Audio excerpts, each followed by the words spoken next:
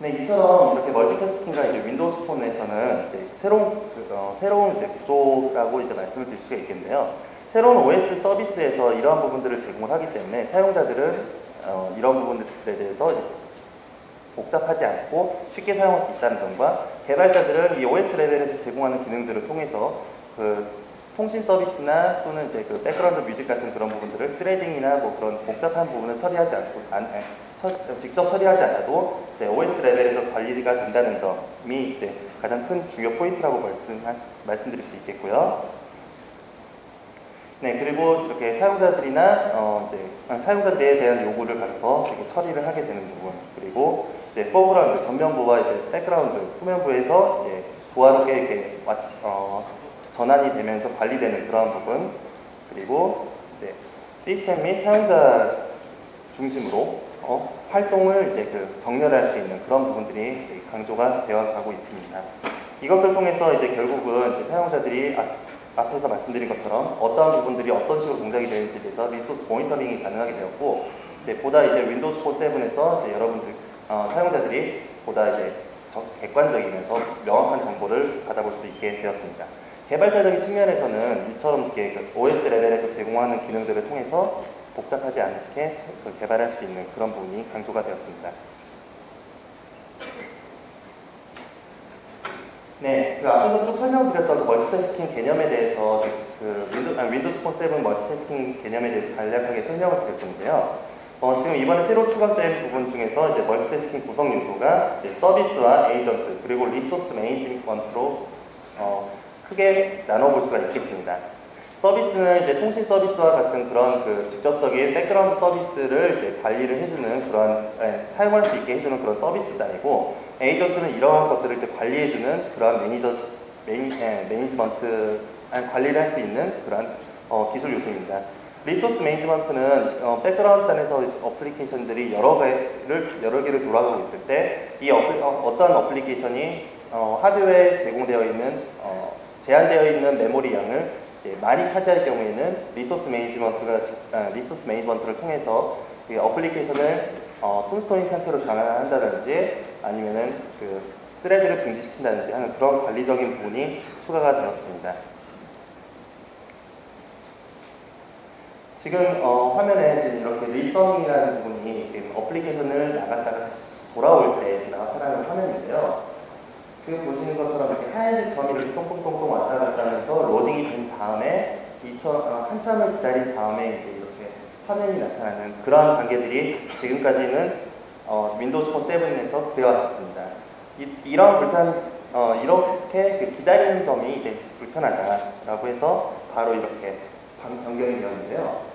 앞에서 이렇게 데모를 보셨다가 이제 백 버튼을 홀딩해서 누르고 있으면은 이제 여러 가지 기존에 실행했던 어플리케이션들이 이렇게 나타나는 것을 볼 수가 있었는데, 이 어플리케이션들이 지금 현재 상태에서는 다 죽어 있는 것이 아닙니다. 다 죽어 있는 것이 아니라 각각의 프로세스 활동을 동작하게 되고 있고, 이런 프로세스 활동상에서 이제 리소스를 많이 사용을 한다든지, 네트워크를 많이 사용한다든지, 데이터를 많이 사용한다든지 하는 그런 관계들을 이제 에이전트에서 관리를 하게 되겠는데요. 네. 그건 여러분들께서 이제 개발하실 때 주요 포인트라고 하면은 이제 사용자 컨트롤을 만드셨을 경우에는 이 사용자 컨트롤이 이제 자동으로 멀티태스킹을 통해서 사용자가 화면을 전환했을 때 사용자가 그동안 입력했던 데이터를 이제 잃어버리지 않는 그런 부분들을 이제 여러분들께서 추가적으로 작업을 해주셔야 됩니다. 그 중에 하나가 이제 문제점이 되는 것이 바로 사용자 컨트롤인데요. 이 사용자 컨트롤 같은 경우에는 개발자들이 이제 개발 도구를 통해서 이제 컨트롤을 만들게 되는데, 이 컨트롤들이 이제 기본적으로 만들어진 것이 아니라 사용자들이 개발자가 따로 만든 컨트롤이라면은 자동으로 저장되는 부분들이 부족할 수가 있습니다. 이런 부분들을 이제 여러분들께서 조금 더 신경을 써주셔야 될 것 같고요. 그리고 어플리케이션이 이제 휴면 상태, 즉 서스펜드 상태로 대기 상태로 이렇게 전환이 됐을 때, 그때 이제 여러분들이 앞에서 말씀드린 사용자 컨트롤이나 아니면 유저들이 입력한 데이터를 유지할 수 있는 그런 환경들을 구성을 해주셔야 될 것입니다. 그리고 이런 것들은 이제 윈도우즈 폰 7에서 이제 다른 기존의 하위 버전에 있는 윈도우즈 폰 7 7.0에서 작업을 했던 것과 거의 비슷한 개념으로 갖고 있기 때문에 상위 버전인 망고하고도 호환이 이루어지게 되고 있습니다.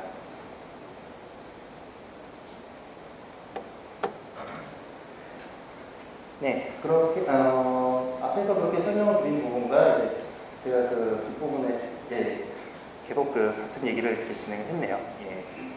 여기서 지금 제가 별표하시는 부분이 상태값이 필요한 경우 불러오는 부분과 리소스를 다시 불러오는 부분은 제 개발자 측에서 이제 제어를 코딩을 해주셔야 될 것 같습니다.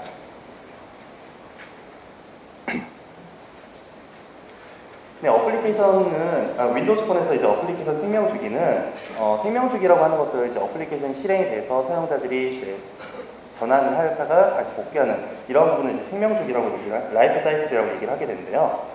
이제 어플리케이션을 실행하고 있는 상태에서 이제 사용자가 이제 DAP 베이스 상태로 전환하게 됩니다. 이 DAP 베이스 상태라는 것은 이제 홈키나 뭐 백버튼, 죄송합니다. 홈키나 뭐 카메라 버튼, 서치 버튼 같은 그러한 다른 어플리케이션 실행을 하게 전환시키는 그런 기능들을 통해서 이 어플리케이션이 이제 백그라운드 단으로 넘어갈 때 이제 디액티베이트 상태라고 하게 되는데요. 이때 상태값을 저장을 하게 됩니다. 이 상태값을 저장하게 되는데 만약에 뭐 예를 들어서 어떠한 어플리케이션이 이런 값을 저장을 안 해도 될 경우에는 굳이 저장을 할 필요가 없겠지만 대부분 사용자들에게 입력을 받는 경우가 있습니다. 예를 들어서 이제 이메일이나 뭐 SMS 또는 페이스북 같은 그런 소셜 네트워크 서비스에서 채팅을 하다가 갑자기 화면을 전환했는데 갔다 돌아와서 보니까 그 데이터가 날아갔다. 이런 경우에는 이런 부분들 같은 사용자의 불편함을 처리할 수 있기 때문에 이렇게 데이터 값이 저장이 되어 있어야 되는 경우에는 유지를 해주는 것이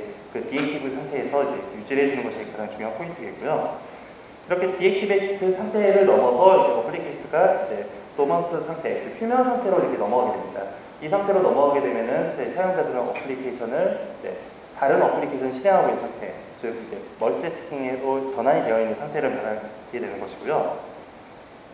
네, 이때는 이제 응용 프로그램이 메모리에 아까 말씀드렸던 것처럼 프로세스가 살아는 있지만 이제 시스템 자원과 이제 분리가 되어 있는 상태이기 때문에 이제 스레드를 일시 중지하게 되고 리소스를 이제 따로 관리를 하게 되는 그런 단계로 넘어가게 됩니다. 이러다가 이제 사용자가 다시 액티베이트 상태로 다시 전환하게 그 어플리케이션 활성화시키게 되면은 이제 바로 이제 실행 단계로 다시 복귀가 되는 이런 순환 구조를 가지고 있습니다. 여기서 이제 아까 툼스톤 상태라고 말씀을 드렸는데요. 툼스톤 상태 같은 경우에는 이제 어플리케이션이 이제 휴면 상태로 넘어갔다가 다른 이제 리소스가 많이 요구되는 어플리케이션들을 다시 많이 실행을 할 경우에는 이러한 부분들이 이제 리소스 매니저가 이 어플리케이션은 지금 사용한 지 오래됐으니까 잠시 툼스톤 상태로 변경을 하자라고 하는 그런 관리를 자동적으로 진행을 해주게 됩니다.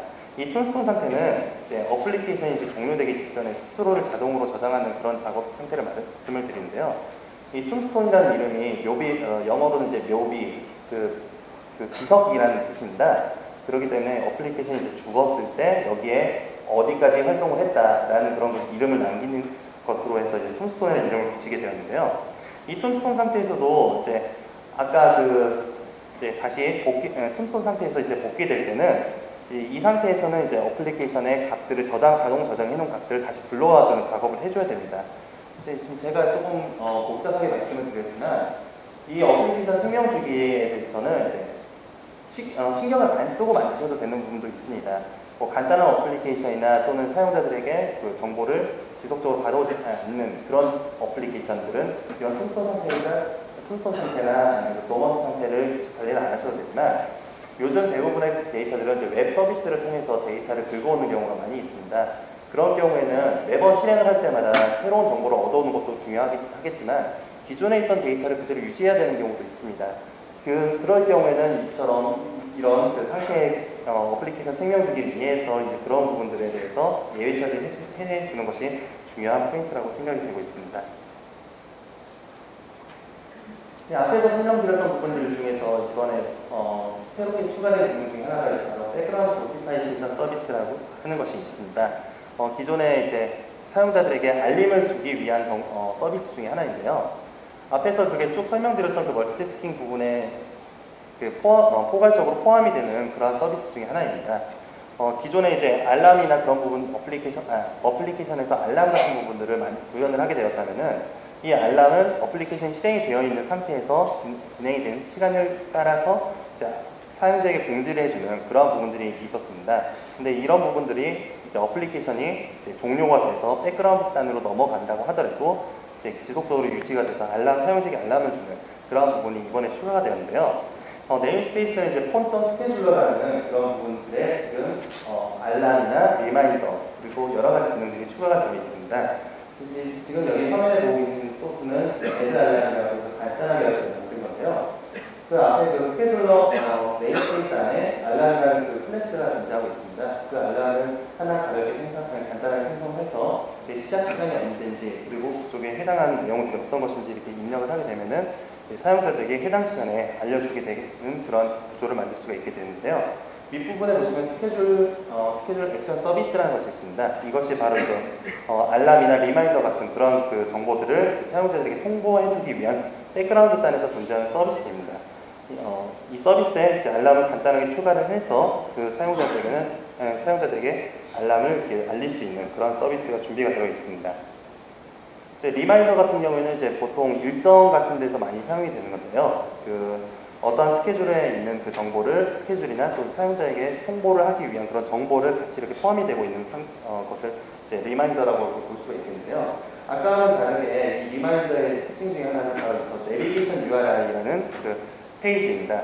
단순히 앞에 알람은 이제 사용자들에게 이제 그 해당되는 시간에 이러한 정보를 입력했습니다. 이런 정보를 가지고 있습니다. 그래서 알려주는 것이 알람이라면은 이 리마인더 같은 경우에는 이 리마인더로 이렇게 통지가 된 그 정보를 터치를 했을 경우 이 해당 URL로 그 페이지를 전환시켜 줄 수 있는 그런 기능들을 가지고 있습니다. 뒷부분 데모에서 직접 보여드릴 거고요. 이것도 마찬가지로 스케줄러 액션 서비스라는 곳에 추가를 함으로써 진행을 할 수가 있게 사용을 할 수 있게 되었습니다. 네, 데모를 직접 보여드리면서 다시 조금 더 자세하게 설명을 드리도록 하겠습니다.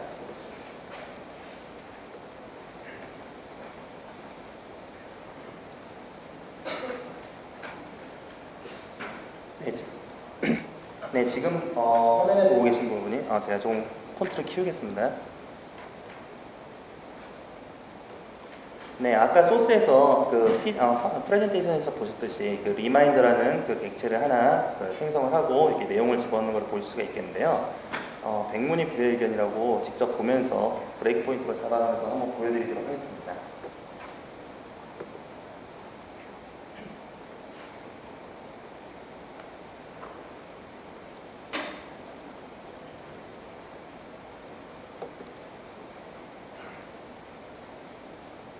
죄송합니다. 지금 딴 걸 실행했네요, 제가.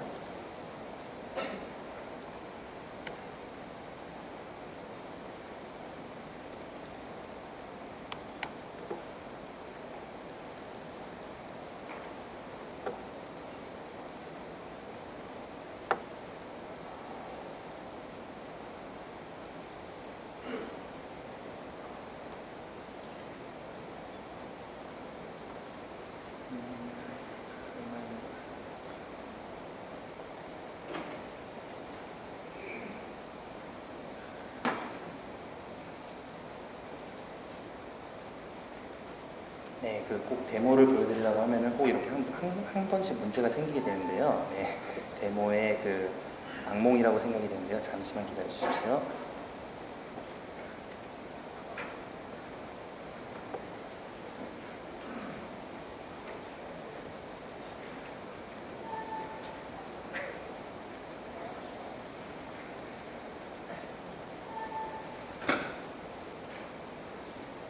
제가 아까 테스트 삼아서 이렇게 돌려봤던 프로젝트가 종료가 안 돼서 지금 이렇게 되는데요. 제가 종료를 깜빡하고 안 시켰습니다. 죄송합니다.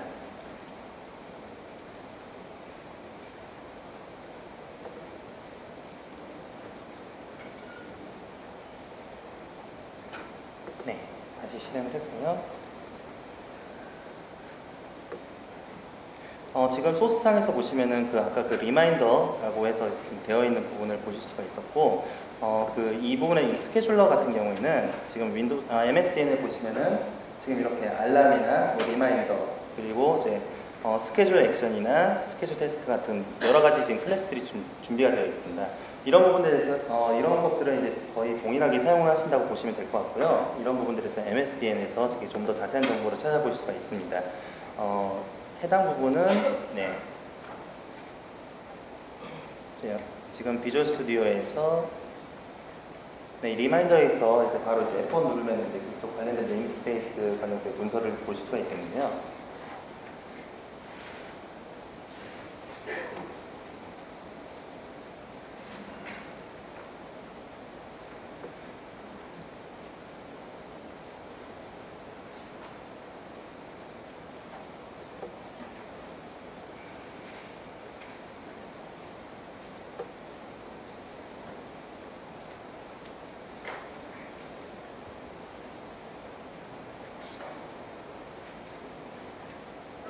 네, 꼭 데모에서 이런 문제점들이 생기는 것 같습니다. 죄송합니다.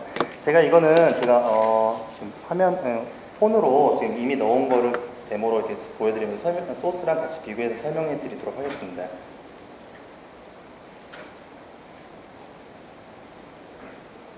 네.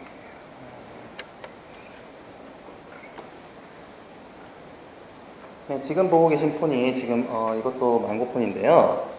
아까 보셨던 거랑 약간 다를 것입니다. 그래서 지금 여기 리마인더 샘플이 지금 아까 제가 보여드리려고 했던 그런 샘플인데요.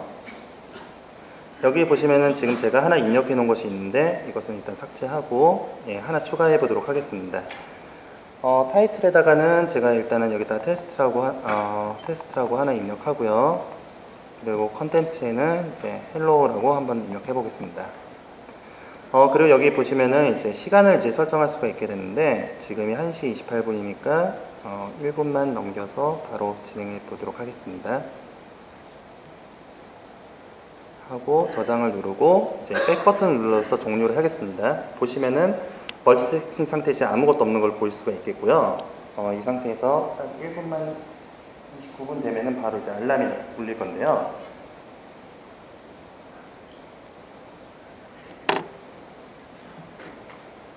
네, 지금 데모가 되게 느려서 그런지 제가 이 1분이 굉장히 길게 느껴지고 있습니다.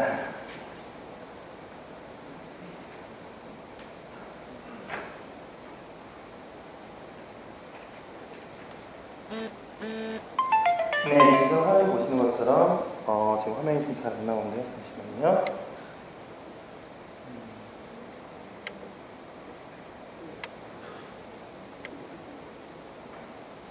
네, 보시면은 제가 아까 위에 입력한 그 타이틀 테스트가 나오고 그 다음에 그 헬로우라고 입력이 되어 있는 걸 볼 수 있고 그 밑에 지금 5분 뒤에 뭐 스누즈를 할 것이냐 아니면 디스미스 할 것이냐가 나와 있습니다. 여기서 아까 제가 리마인더 같은 경우에 특징이 이렇게 그 화면 페이지 전에 가능하다고 했는데요. 이것을 이렇게 터치를 하게 되면은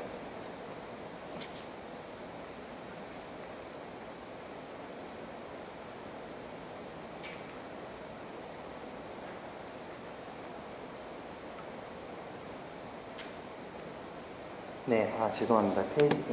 락 스크린 잠겨서 지금 그걸 놓쳤는데요.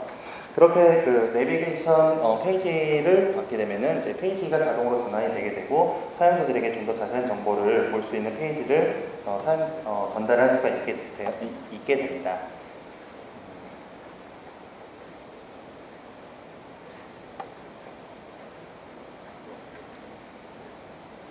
네, 시간 관계상 계속 진행하도록 하겠습니다.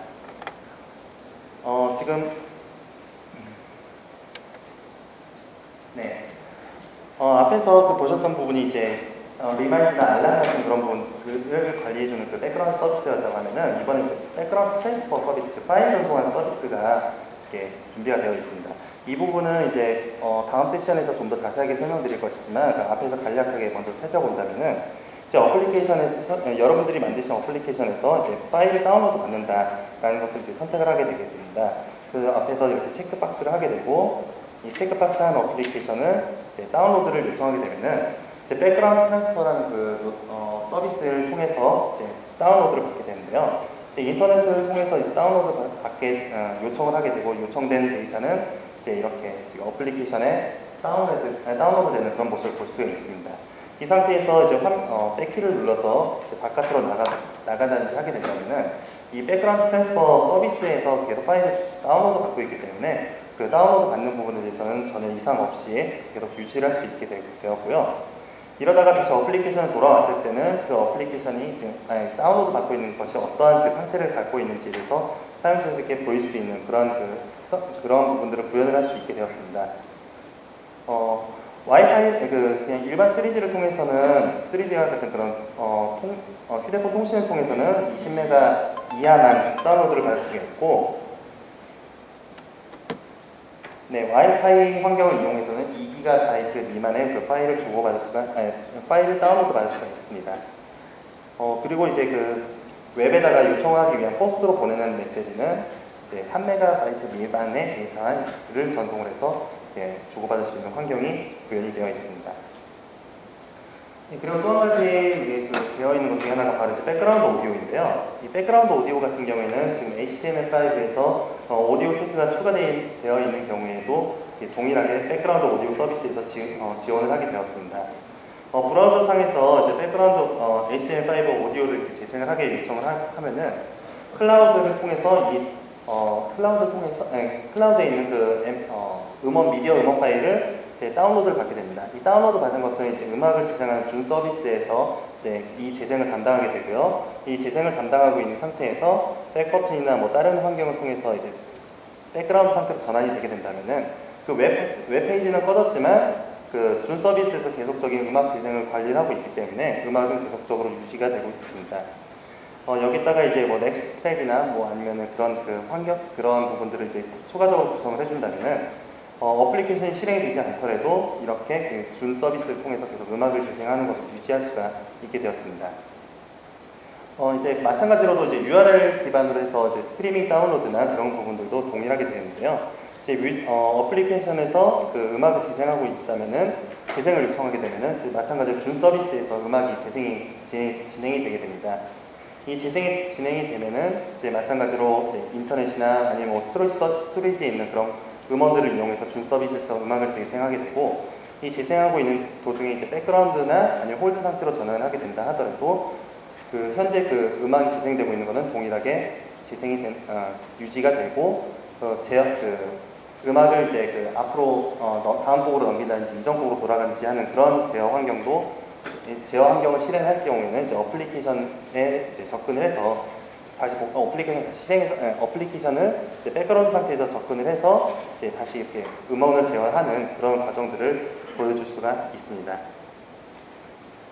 스트리밍 서비스는 앞에서 말한 것과 이제 단지 이제 그 음원 데이터를 실시간으로 받아오는 그런 부분만 변경이 되게 되었는데요. 준 서비스나 뭐 아이솔레이트 스토리지 준 서비스에서 이제 이런 스트리밍 재생을 제공을 하고 있기 때문에 이제 웹 서비스에서 그 한국에 있는 뭐 멜론이나 뭐 그런 다른 여러 가지 그 음원 지원 서비스를 이제 구현을 할 수 있게 되었습니다.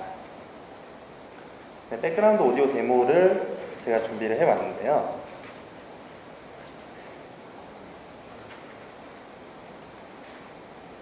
네, 먼저 소스부터 한번 살펴보도록 하겠습니다.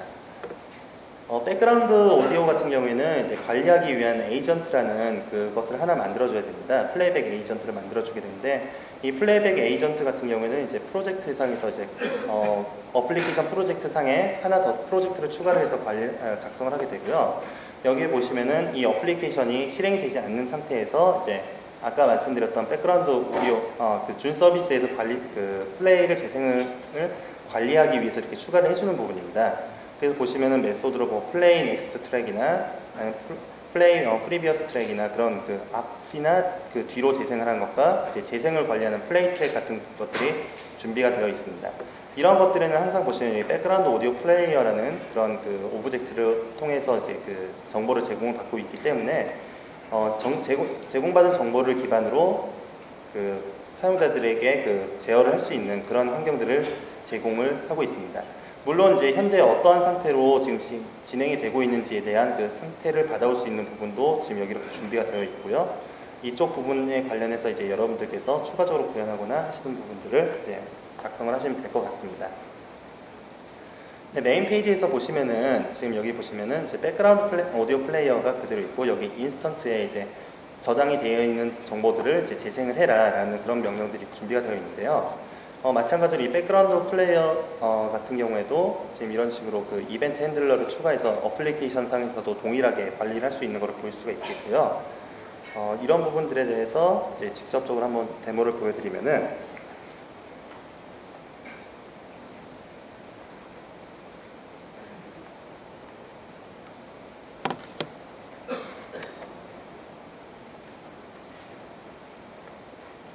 네, 잠깐만 그 소리가 좀 시끄러울 것 같습니다. 잠시만 이해해 주시기 바랍니다.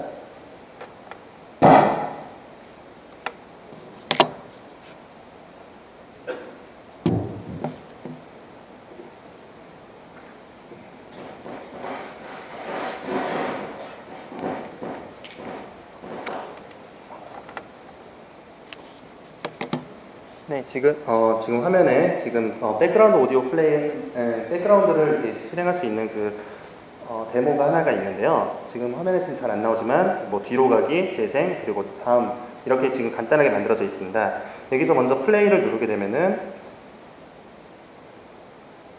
네, 소리가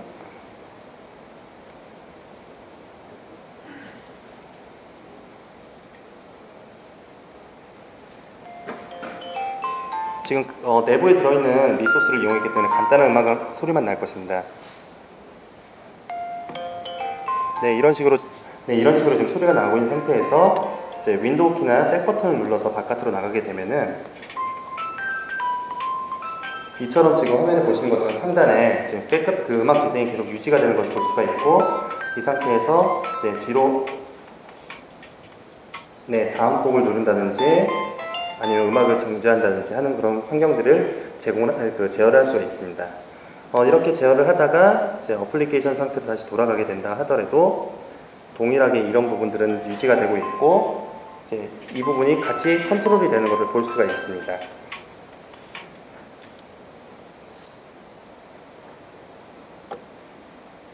네, 그 지금 에뮬레이터 환경이 좀 정상적이었으면은 그 브레이크 포인트 잡아가면서 제가 보여드리는 게 나을 것 같은데요. 네.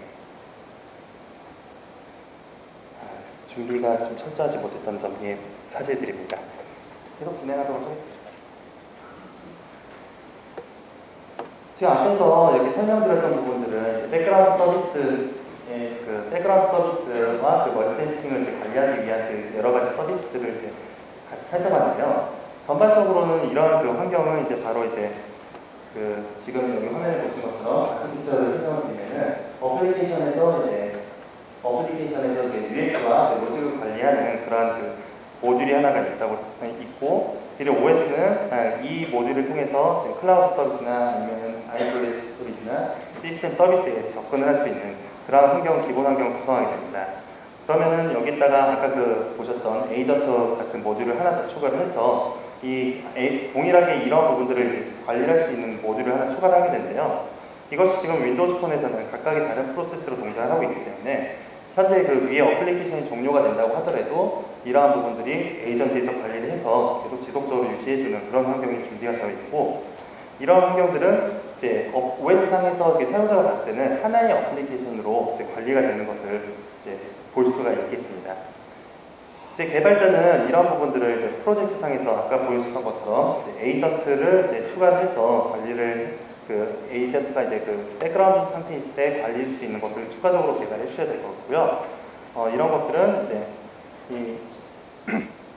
이제 매니피스트나 그쪽을 통해서 이제 에이전트가 있다라는 것을 이제 추가적으로 명시를 해주시고 이제 디버깅을 통해서 각각의 이제 관리를 이제 진행을 할 수가 있게 됩니다.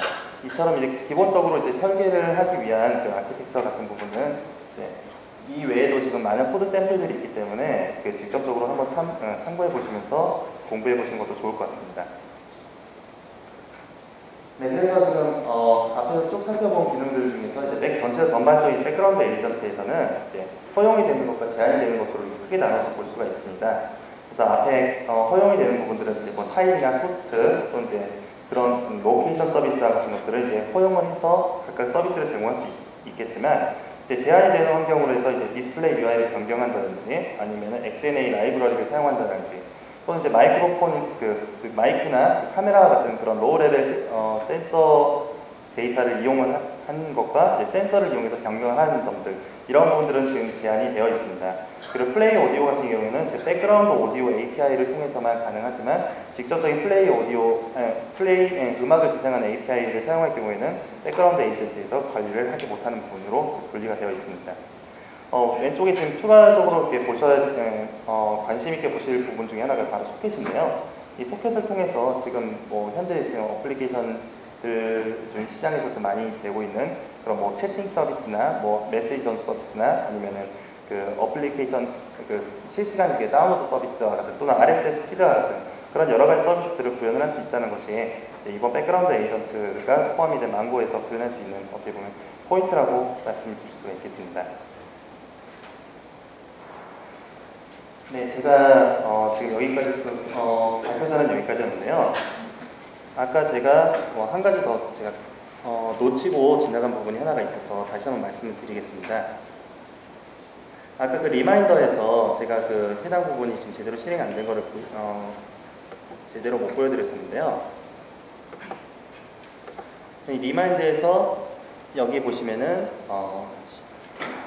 쇼 파라미터라는 어플리케이션 페이지가 있습니다. 이 어플리케이션이 그 리마인더에서 화면을 선택했을 때 나오는 그런 부분인데요. 여기 보시면은 그 내비게이션 URI라고 해서 지금 showparams.jmol 파일을 연결할 수 있도록 그게 준비가 되어 있고, 이 쿼리 스트링이라고 해가지고 데이터를 넘겨주는 그런 부분들이 지금 준비가 되어 있습니다.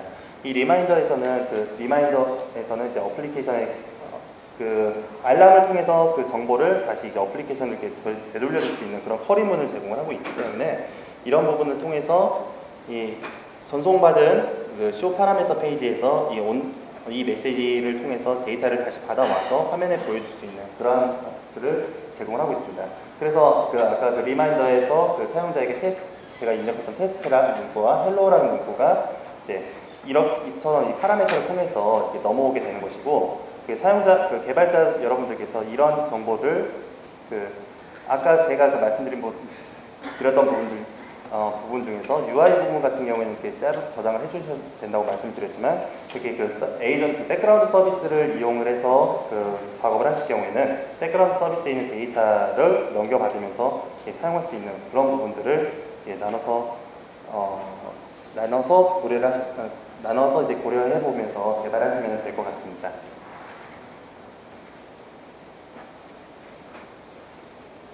네, 제가 조금 빨리 진행을 한 것 같은데요. 네, 지금까지 설명드렸던 부분이 이제 윈도우즈 폰에서 멀티태스킹을 이용한 여러 가지 서비스들 중에서 이제 가장 많이 사용이 될 거라고 생각이 되는 두세 가지 예를 가지고 지금 제가 데모를 보여드렸습니다. 지금 보여드린 부분들 중에서 혹시 여러분들께서 어떤 어플리케이션을 계획을 하고 계신지, 그래서 이런 부분들이 과연 이 윈도우즈 폰 7에서 어떤 부분과 연결이 될 수 있는지, 윈도우즈 폰 7에서 멀티태스킹을 이용해서 어떤 부분이 연결이 될 것인지 궁금하신 부분이나 그런 거 있으면 손 들고 질문해 주시면은 제가 답변을 해드리도록 하겠습니다. 네. 혹시 마이크 준비 안 되어 있나요? 그냥 크게 말하죠. 네. 두 가지 질문이 있는데요. 네. 백그라운드 들어가기 전에 자기 자신의 스폰서 잃어버리기 때문에 데이터를 저장해야 된다. 프로그램이 자기 자신의 데이터를 저장해야 된다고 말씀하셨잖아요. 네, 그렇습니다. 그게 시간이 오래 걸리는 작업이 된다면 화면 전환하는 처리가 없거든요. 스폰서 잃어버렸다는 걸 확인하면 어떤 펑션이 풀릴 거잖아요. 네. 펑션 되는데 10초가 걸리는 작업이 있다면 그럼 화면이 먼저 전환되면 백그라운드에 좋은 게 지속되는 거죠. 그게 끝나야 화면이 전환되는 걸 알려주고요. 네, 먼저 이것부터 말씀드리겠습니다. 굉장히 지금 중요한 질문을 해주셨는데요. 지금 제가 소스상에서 제가 안 보여드린 부분 중에 하나가 이 윈도우즈 폰 7 프로젝트에 보시면은 이 어플리케이션이라는 제물 파일이 있습니다. 이 부분이 이제 가장 최상위 프로젝트라고 최상위 어플리케이션이라고 보시면 되는데요. 여기 보시면은 어플리케이션 런칭, 액티베이트, 디액티베이트, 클로징 이런 단계들이 있습니다. 여기서 이제 사용자들의 데이터를 저장할 경우에 아까 방금 말씀하신 것처럼 굉장히 큰 데이터 같은 경우에는 그 사용자들 이 부분에서 처리를 하기에는 어떻게 보면 솔직히 부담이 되는 부분들이 있습니다. 여기서 이렇게 저장을 하게 되는 부분들이 지금 이 어플리케이션이 여기서 디액티브가 먼저 된 상태에서 즉 화면이 전환이 된 상태에서 나머지 이 부분이 처리가 되고 있기 때문에 이러한 부분들은 사용자들이 보기에는 바로 꺼졌다라고 이렇게 느낄 수가 있습니다. 하지만 여기서 문제점이 뭐냐면은 이렇게 저장을 하는 도중에 만약에 사용자가 다시 돌아왔다, 다시 어플리케이션을 실행했다 할 경우에는 그런 부분에서 데이터가 꼬이는 그런 부분들은 이제 어떻게 보면 개발자들이 좀 신경을 써야 되는 부분이긴 하겠지만 그렇게 많은 양의 데이터라고 하더라도 그 사용자들이 보기에는 바로 그 어플리케이션이 전환이 된 것처럼 보일 수가 있기 때문에 그런 부분들을 사용자들은 그 불편함을 좀 느끼는 것이 적게 느껴질 수가 있습니다. 네. 이거 한 가지 더 질문인데요. 네. 그 백그라운드에 쓸 수 없는 API 중에 하나가 마이크로폰이랑 카메라라고 되어 있는데 네. 예를 들어서 통화 중 자동 로그 이런 어플리케이션을 마치려고 불가능하다는 건가요? 네, 그 백그라운드 서비스에서 이제 관리하게 되는 부분들은 어플리케이션이 이제 액티베이션 되지 않은 상태, 즉 어플리케이션이 이제 꺼져 있는 죄송합니다. 어플리케이션이 이제 톰스톤 상태로 되어 있는 것에서 이제 예외적으로 처리할 수 있게 이렇게 제공하는 것이 바로 백그라운드 서비스이기 때문에 방금 말씀해 주신 것처럼 마이크로폰이나 카메라 같은 경우를 이제 우리가 지금 말씀해 주신 건 제가 이해하기로는 이제 다른 프로세스 상에서 동작을 시켜서 이렇게 캡처를 하거나 그런 부분을 이제 원하시는 것 같은데 맞게 이해하는 건가요? 네. 제가 백그라운드에 있는 통화 어플이 떠 있잖아요. 네. 예, 맞습니다. 그러면 제가 만들어서 노트북 어플리케이션 백그라운드로 돌아가고 있는데 네. 그 상태에서 마이크로폰으로 통화가 진행되는 걸 녹음할 수 있는 방법이 없다. 네, 현재로는 없습니다. 그리고 먼저 방금 말씀해 주신 것처럼 통화를 할 때는 그 마이크가 그 통화 어플리케이션에서 지금 그것을 제어를 하고 있기 때문에 그런 부분들은 또 특히 안 되는 걸로 알고 있습니다. 네. 또 다른 질문 혹시 있으십니까? 네. 말씀해 주십시오. 알람이나 리마인드를 주면 네. 전달되는 게 파란색깔 있거나 그런 형식으로 부분을 전달해서 보여준다고 하잖아요. 네. 근데 혹시 그걸 통해서 다른 앱을 실행할 수 있는 방법이 있나요? 현재로서는 없습니다. 그 어플리케이션이 리마인더를 통해서 그 리마인더를 추가하게 되는 어플리케이션으로 돌아오게 하는 그러한 기능만 있습니다. 윈도우즈 폰 7에서는 어플리케이션이 각각 독립적으로 존재하고 있습니다. 이 어플리케이션 URI 같은 그 어플리케이션이 저장된 그 폴더 구조에서 그 폴더 네임은 어플리케이션을 만든 사람만 알 수 있지 다른 설치된 어플리케이션은 알 수가 없습니다. 그래서 그런 다른 어플리케이션을 연결할 수 없는 그런 관계로 준비가 되어 있습니다. 제 세션 여기까지 진행하고요. 혹시 뭐 궁금한 부분이 있으시면은 제가 뭐 여기 있을 것이니까 따로 이렇게 저한테 질문해 주시면은 제가 답변해 드리도록 하겠습니다. 예. 부족한 내용이지만 끝까지 들어주셔서 감사합니다. 예, 이번 토스로 마치겠습니다.